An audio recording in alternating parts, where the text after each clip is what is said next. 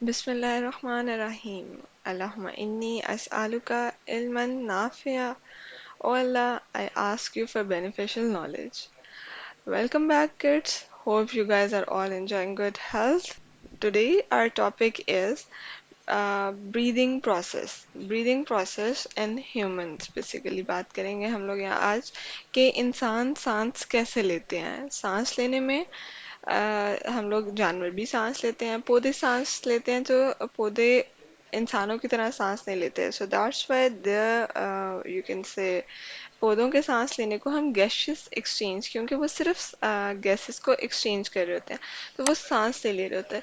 लेकिन इंसान और जानवर they breathe, they not only do gaseous exchange but also do a breathing process, एक फिजिकल ब्रीदिंग प्रोसेस भी कर रहे होते हैं। ब्रीदिंग प्रोसेस को कंप्लीट होने के लिए टू स्टेप्स की ज़रूरत होती है, that is inhalation and exhalation. First we will talk about inhalation. What happens during inhalation? Inhalation को दूसरे नेम्स में हम लोग कहते हैं इंस्पिरेशन भी कह रहे होते हैं। इनहेलेशन में क्या होता है, द रिब मसल्स कॉन्ट्रैक्ट। एक मैं जर्नल ओवरव्यू अगर आपको दूं, अगर मैं इस टॉपिक को छोड़ के अगर वैसे अगर आपको समझाऊं कि जब भी एक इंसान ने या किसी ने भी सांस लेना है, तो अल्लाह ताला ने प्रोसीजर ऐसा बनाया हुआ है कि हमारे लंग्स को जो है जब ज़्यादा स्पेस मिलेगी तो उसके अंदर एयर एंटर हो जाएगी, और जब इनको कम स्पेस मिलेगी हमारे लंग्स को, यानी हमारी चेस्ट कैविटी में जब लंग्स के ऊपर से प्रेशर हट जाएगा, तो एयर जो है वो इसके अंदर आ जाएगी, लंग्स बड़े हो जाएंगे, लंग्स के अंदर ज़्यादा स्पेस होगी एयर आने की। लेकिन जब भी हम लंग्स के ऊपर प्रेशर को इंक्रीज करेंगे, तो जो लंग्स के अंदर, जैसे एक बैलून है, बैलून के ऊपर आप प्रेशर इंक्रीज करते हैं तो बैलून के अंदर से हवा बाहर निकल जाती है। तो यहाँ पे हम लोग जो है वो लंग्स के ऊपर प्रेशर को इंक्रीज और डिक्रीज करने के लिए अल्लाह ताला ने एक प्रोसीजर बनाया है, जिसको हम जिसके थ्रू हम जो है वो ब्रीदिंग कर रहे होते हैं। तो जो रिब केज है हमारे लंग्स के ऊपर, एक पूरी की पूरी जो रिब केज है, 12 pairs of ribs are there, वो और डायाफ्राम, ये मिल के लंग्स के ऊपर प्रेशर डालते हैं। जिस वक्त जब ये प्रेशर डालते हैं तो एयर इसके अंदर से बाहर निकल जाती है, और जब ये प्रेशर हटाते हैं तो एयर लंग्स के अंदर वापस आ जाती है। यहाँ पे अब हम लोग देखेंगे कि इनहेलेशन में क्या प्रोसीजर, कैसे स्टेप्स फॉलो होते हैं। तो during inspiration the rib muscles contract. जो रिब मसल्स हैं या इंटरकोस्टल मसल्स, यहाँ पे जो रिब्स के दरमियान में ये सारे मसल्स यहाँ पे आ रहे होते हैं, ये कॉन्ट्रैक्ट करते हैं। इंटरकोस्टल मसल्स या rib muscles, intercostal, sorry, intercostal, intercostal muscles contract and ribs are raised. और हमारी जो रिब्स हैं, जो रिब केज है, ये थोड़ी सी ऊपर की तरफ उठ जाती है। जैसे हम सांस लेते हैं खींच के, तो हमारा जो चेस्ट कैविटी है वो थोड़ी सी उभर जाती है। At the same time the dome shaped, गुंबद नुमा हमारा जो डायाफ्राम है, कॉन्ट्रैक्ट्स, ये भी कॉन्ट्रैक्ट करता है। इसमें भी जो नीचे वाली साइड पे इसके मसल्स होते हैं ये कॉन्ट्रैक्ट करते हैं, और ये जो गुंबद है ये थोड़ा सा लोअर डाउन हो जाता है, नीचे हो जाता है। Contracts and it is lowered, ये नीचे हो जाता है। These movements increase the area of thoracic cavity. अब देखो, रिब्स ऊपर की तरफ हो गए, ribs are raised and diaphragm moves down. तो यहाँ पे तो स्पेस, एक कैविटी इंक्रीज हो गई, स्पेस इंक्रीज हो गई thoracic कैविटी में, which reduces the pressure on lungs, जो लंग्स पे प्रेशर रिड्यूस कर देते हैं, यानी लंग्स के ऊपर जो एक रिब्स का प्रेशर है वो खत्म हो जाता है। एज अ रिजल्ट, इसके नतीजे में द लंग्स एक्सपांड करते हैं, फैल जाते हैं। The air pressure with in them also increase decreases, जो उनके अंदर एयर प्रेशर होता है वो भी डिक्रीज हो जाता है। तो the air from outside rushes into the lungs to equalise the pressure on both sides. और एयर जो है वो बाहर से अंदर की तरफ रश करती है ताकि वो अंदर और बाहर का प्रेशर सेम कर सके।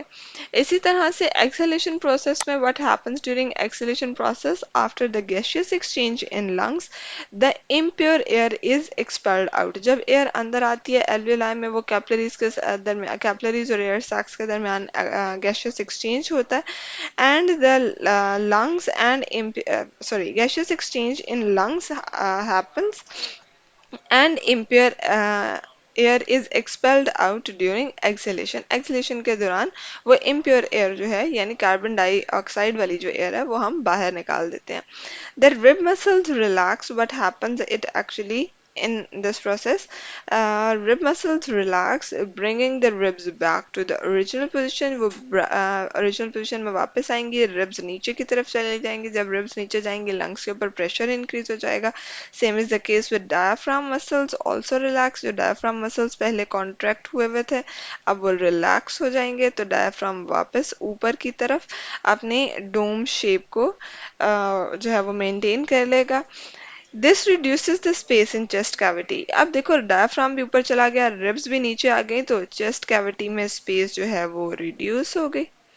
जब स्पेस रिड्यूस हो गई तो उससे क्या हो गया, लंग्स के ऊपर प्रेशर बहुत ज्यादा बन गया।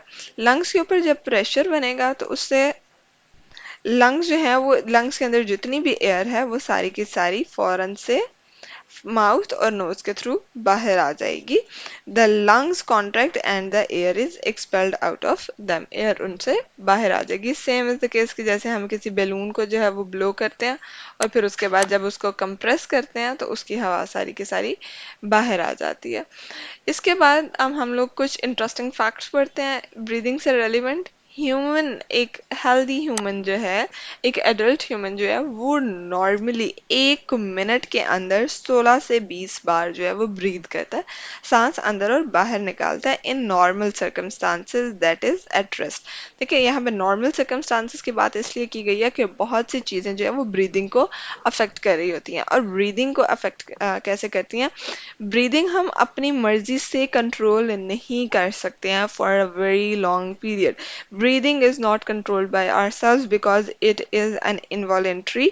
मेजरली जो है वो ब्रीदिंग इनवॉलेंट्री है, लेकिन बहुत थोड़े से टाइम के लिए हम इसको कंट्रोल कर भी लेते हैं। जैसे हम अपना सांस बाज़ का तो रोक लेते हैं, तो we can control the rate of breathing but not for a long time. Not for a long time, बहुत ज़्यादा देर के लिए अपना सांस नहीं रोक सकते, ना ही बहुत ज़्यादा देर के लिए जानबूझ के तेज तेज सांस ले सकते हैं, वो हमारे लिए प्रॉब्लम हो जाती है। We are not comfortable with this. तो फिर ब्रीदिंग को कंट्रोल कौन करता है? ब्रीदिंग को कंट्रोल करता है हमारा ब्रेन। और जो चीज़ हमारा ब्रेन अपनी मर्जी से कंट्रोल करता है उसे हम कहते हैं इनवॉलेंट्री एक्शंस। हमारे ब्रेन के अंदर एक रेस्पिरेटरी सेंटर है, वो हमारे ब्रीदिंग रेट को कंट्रोल करता है। अब रेस्पिरेटरी सेंटर को कैसे पता है कि मैंने कितनी दफ़ा सांस लेना है? How will this respiratory centre will came to know that how many times should a person breathe in and breathe out. So respiratory center is sensitive to the concentration of carbon dioxide in blood. Respiratory center जो है वो carbon dioxide concentration के साथ sensitive है, यानी जितनी ज़्यादा carbon dioxide level हमारी बॉडी के अंदर होगा, जितना कार्बन डाइऑक्साइड लेवल इंक्रीज करेगा, उतनी ही हमारा ब्रीदिंग रेट जो है वो इंक्रीज कर जाएगा। यानी उतनी दफ़ा हम लोग बार बार तेज़ी तेज़ी से सांस लेंगे ताकि हमारी बॉडी के अंदर जितनी कार्बन डाइऑक्साइड है वो जल्दी से जल्दी हम एक्सपेल आउट कर सकें, यानी निकाल सकें। So what happens normally rest में तो एक एवरेज रेट है 16 to 20 टाइम्स, लेकिन समटाइम्स हम बीमार हो जाते हैं, समटाइम्स हम कोई एक्सरसाइज कर रहे होते हैं, कोई बहुत जो है वो इस तरह का काम कर रहे होते हैं, फिजिकल हार्ड एक्सरसाइज कर रहे होते हैं जिसमें हमारे मसल्स बहुत ज़्यादा काम कर रहे होते हैं, मसल्स को बार बार एनर्जी की ज़रूरत होती है, तो वो क्या करते हैं, वो माइटोकॉन्ड्रिया के थ्रू, आपको पता है ना एटीपी जनरेट करता है माइटोकॉन्ड्रिया रेस्पिरेशन के थ्रू। सेलुलर रेस्पिरेशन जो है वो अकर होती है हमारे रेस्पिरेशन हमारे सेल्स के अंदर सेलुलर रेस्पिरेशन होती है, जिससे जो है वो एटीपी जनरेट होता है। एटीपी जनरेट होता है यानी एनर्जी रिलीज करता है वो रेस्पिरेशन। और एटीपी जनरेट करने के साथ साथ वो कार्बन डाइऑक्साइड भी जनरेट करेगा। जब हमारे मसल्स कोई काम कर रहे हैं, हम भाग रहे हैं या कोई एक्सरसाइज कर रहे हैं, हमारे मसल्स को ज़्यादा एनर्जी की ज़रूरत है। ज़्यादा एनर्जी बनेगी तो ज़्यादा कार्बन डाइऑक्साइड भी बनेगी। जब ज़्यादा कार्बन डाइऑक्साइड बनेगी, ब्लड में कार्बन डाइऑक्साइड लेवल इंक्रीज हो जाएगा, तो ब्रीदिंग रेट भी इंक्रीज करना पड़ेगा रेस्पिरेटरी सिस्टम को, सो दैट कि वो कार्बन डाइऑक्साइड हम जल्द से जल्द अपनी बॉडी से बाहर निकाल सकें। सो ड्यूरिंग एक्सरसाइज और other hard physical works the breathing rate में increase up to 30 to 40 times पर minute. Hope you guys are clear with this topic. If you have any ambiguities, any queries, just comment down below and I'll try my best to get back to you as soon as possible. See you next time in next lecture with new learning topics. तब तक के लिए अल्लाह हाफिज.